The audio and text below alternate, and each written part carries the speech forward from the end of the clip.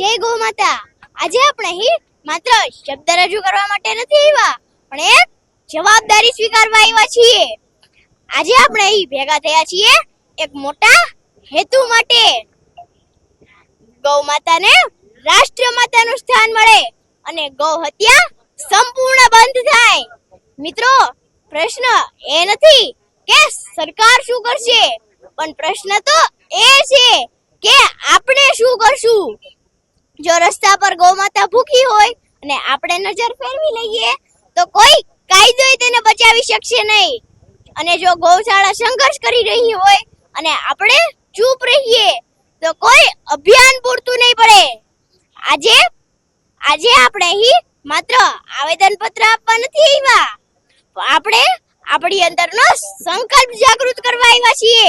તો ચાલો આપણે સૌ મળીને એક સંકલ્પ લઈએ કે દરરોજ નહીં તો ક્યારેક ગૌ સેવા તો જરૂર કરશું, અને જ્યાં જ્યાં જરૂર હોય ત્યાં સહયોગ આપશું, અને જ્યાં અન્યાય દેખાશે ત્યાં મૌન નહીં રહીએ. તો ચાલો આપણે સૌ મળીને કે બદલાવ માત્ર કાયદાથી નથી આવતો, બદલાવ સંસ્કાર, સેવા અને સંકલ્પથી આવે છે. અંતમાં હું એટલું જ કહું છું, જ્યાં ગૌ માતાની રક્ષા થાય છે ત્યાં સમાજની આત્મા હંમેશા સુરક્ષિત રહે છે. તો ચાલો આપણે સૌ મળીને એ આત્માને જીવંત રાખવાનો સંકલ્પ કરીએ. જય ગૌ માતા.